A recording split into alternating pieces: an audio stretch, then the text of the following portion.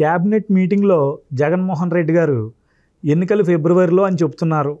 కానీ బొత్స సత్యనారాయణ గారు మార్చిలో ఎన్నికలని ఆయన చెప్తున్నారు. ఎన్నికలు ఉన్నప్పుడు ఎగ్జామ్స్ ఉండవు, ఎగ్జామ్స్ ఉన్నప్పుడు ఎన్నికలు ఉండవు. ఇది అందరికీ తెలిసిన సత్యం. అయితే ఏంటి, జగన్మోహన్ రెడ్డి గారు ఏమో ముందు రావాలని ఆయన కోరుకుంటున్నారు, బొత్స సత్యనారాయణ గారు ఏమో మార్చి అని చెప్తున్నారు. ఏంటి ఈ యొక్క వైరుధ్యం? ఇది ఎన్నికలు ఎప్పుడు వచ్చినా ఫలితం ఒకేలాగా ఉంటుంది, అందులో డౌటే లేదు.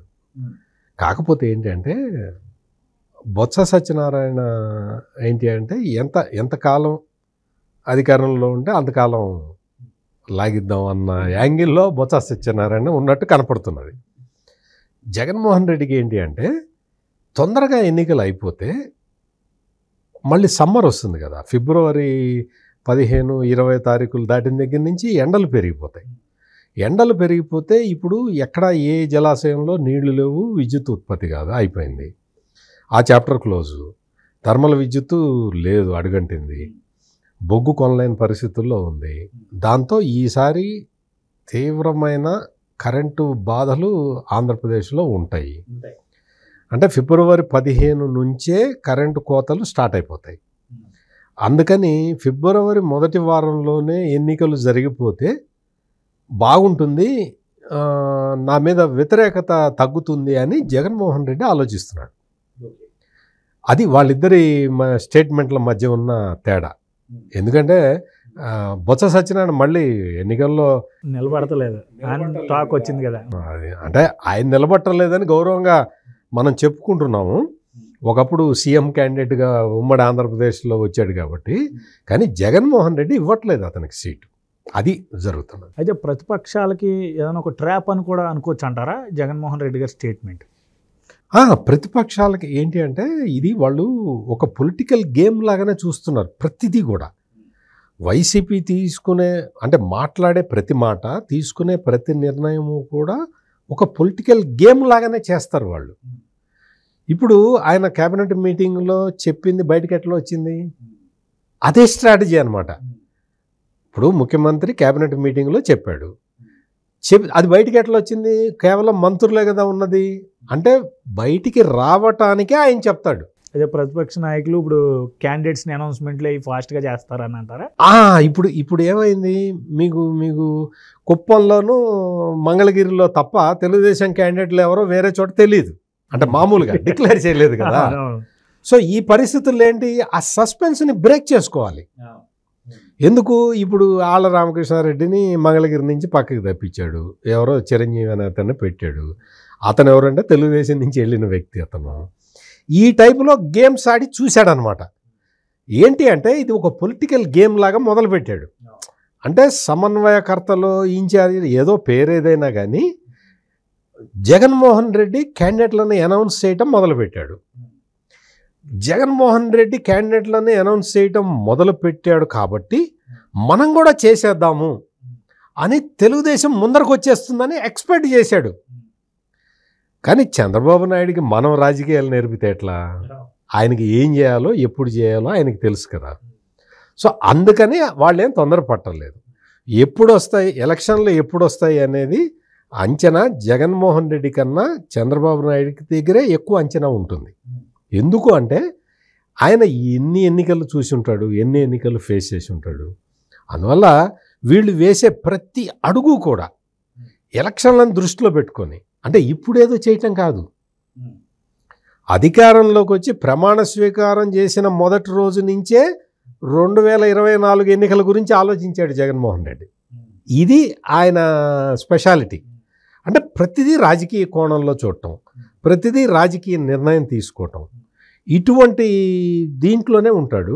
ఇప్పుడు ఏంటి అంటే కొంచెం ఎలక్షన్ ఫిబ్రవరి నుంచి జరిగింది అనుకోండి, అంటే అవతలికి వెళ్తే అసలు ఇప్పటి వరకు ఏంటి అంటే మన రఘురామకృష్ణరాజు వైఎస్ఆర్ కాంగ్రెస్ పార్టీ తిరుగుబాటు ఎంపీ, ఆయన ఏదో సర్వే చేశాడు. సర్వే చేస్తే ఆ సర్వేలో 35 నుంచి 39 సీట్లు వస్తాయని తేలింది. వాళ్ళ పార్టీకి వచ్చే సీట్లు అవి. శ్రీకాకుళం నుంచి చిత్తూరు వరకు సింగిల్ డిజిట్ వస్తుందని ఆయన సర్వేలో తేలింది. అంటే సొంతగా బలం ఉన్న నాయకులు తప్ప ఇంకా వేరే వాళ్ళు గెలిచే అవకాశం లేదు అని చెప్పి రఘురామకృష్ణరాజు ఆయన చేసిన సర్వేలో వెల్లడైంది. ఈ ఫిబ్రవరి 15 దాటితే ఆ ఫిగర్ కూడా రాదు అనేది వాళ్ళ ఉద్దేశం. ఇక్కడ సిబిఎస్ఈ డేట్స్ కూడా 10th ఇంటర్ ఫిబ్రవరి నుంచి ఏప్రిల్ ఫస్ట్ వీక్ దాకా ఉన్నాయండి. సో కేంద్రం అంటే సిబిఎస్ఈ సిలబస్ అంటే సెంట్రల్ కదా, సో కేంద్రం సుస్పష్టంగా ఈరోజు ఆ డేట్స్ అనౌన్స్ చేసిందంటే మైట్ బి ఏప్రిల్కి వెళ్ళే అవకాశం ఉందని అనుకోవచ్చు అంటారు. అట్లా ఉంటుంది. అంటే ఇప్పుడే చెప్పలేమండి. ఎందుకు అంటే ఇప్పుడు దేశం మొత్తంలో ఉన్న పరిస్థితిని వాళ్ళు ఒక అంచనా వేసుకోవాలి. ఏ రాష్ట్రంలో ఎట్లా ఉంది పరిస్థితి. ఇంకోటి ఏంటంటే కేంద్ర బలగాలని ఒక రాష్ట్రం నుంచి ఒక రాష్ట్రానికి పంపించాలి. మొత్తం దేశం మొత్తం ఇట్లా చాపపరిచినట్టు కేంద్ర బలగాలని స్ప్రెడ్ చేయలేరు. అందువల్ల ఏంటంటే ఒక రాష్ట్రం నుంచి ఒక రాష్ట్రానికి కేంద్ర బలగాలని పంపించాలి అంటే ఆ లాజిస్టిక్స్ అన్నీ వాళ్ళు లెక్కలేసుకోవాలి. అదే విస్తరణ కొంచెం కష్టంగా వేసుకొని దాన్ని బట్టి ఫేజులు ఇస్తారనమాట. ఫేజులు నిర్ణయిస్తారు, ఎన్ని ఫేజుల్లో చేయాలి. లాస్ట్ టైం మన ఎన్నిక కూడా 3 ఫేజుల్లో జరిగినట్టుంది కదా. ఫేజుల్లో జరిగింది. లోక్సభ ఎన్నికలు అయితే 5-6 ఫేజుల్లో జరుగుతాయి, 6 ఫేజుల దాకా జరుగుతాయి. ఎందుకంటే ఇప్పుడు ఒక్కొక్క రాష్ట్రంలో కూడా ఒక్కొక్క సిచ్యువేషన్ ఉంటుంది. అందుకని ఆ రాష్ట్రాల పరిస్థితులను బట్టి ఫేజులు డివైడ్ చేసుకుంటారు. సో అందువల్ల ఎలక్షన్లు ఎప్పుడు వస్తాయని ఇప్పుడు ఉజ్జాయింపుగా చెప్పటం తప్ప మీరు ఖచ్చితంగా ఈ డేట్లలో వస్తాయని చెప్పలేరు. అందుకనే జగన్మోహన్ రెడ్డి ఏంటంటే ఈ సమ్మర్ రాకముందరే, ఎండలు పెరగక ముందరే ఎలక్షన్లు అయిపోయేలాగా ఆయన ఏదో అనుకుంటున్నాడు. అంటే మళ్ళీ అధికారంలోకి రావాలి అని. ఎప్పుడు అధికారంలోకి వచ్చినా ఇప్పుడు కరెంటు మీద కాదు కదా ఎన్నికలు జరుగుతున్నది. వైఎస్ఆర్ కాంగ్రెస్ పార్టీ ప్రభుత్వం చేస్తున్న దౌర్జన్యాల మీద, అరాచకాల మీద, అవినీతి మీద, వీటి మీద ఎన్నికలు జరుగుతున్నాయి. ఒక నియంత పాలన మీద, అసలు అసంబద్ధమైన నిర్ణయాల మీద, ప్రజలకి జరుగుతున్న అణచివేత మీద ఎన్నికలు జరుగుతున్నాయి. పవర్ ఉన్నా లేకపోయినా ఇదే తీర్పు వస్తుంది.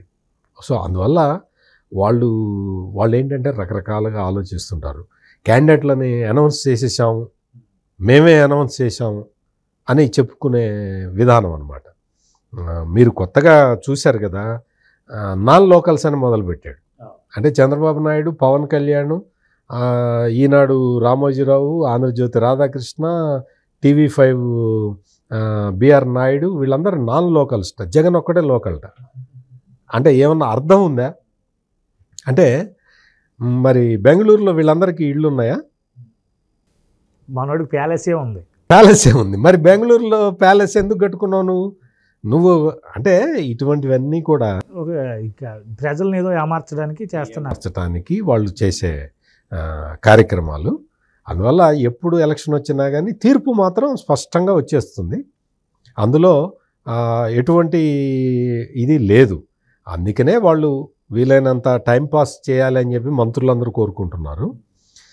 కాదు తొందరగా ఎలక్షన్లకు వెళ్ళిపోదామని సీఎం కోరుకుంటున్నాడు. సీఎం కోరుకున్నట్టు జరగదు, మంత్రులు కోరుకున్నట్టు జరగదు. కేంద్ర ఎన్నికల సంఘం నిర్ణయం తీసుకోవటం మీద ఉంటుంది. ఆంధ్రప్రదేశ్ విషయానికి వస్తే ఈ దొంగ ఓట్లని నిర్మూలించటానికే ఎలక్షన్ కమిషన్కి తలప్రాణం తోక్కొస్తున్నది. అది ఆ టైం కూడా దగ్గర పడ్డది. వాళ్ళు చాలా తీవ్రమైన ప్రయత్నాలు చేస్తున్నారు రాష్ట్ర ప్రభుత్వం చేస్తున్న ఈ దుశ్చర్యల్ని అడ్డుకోవటానికి.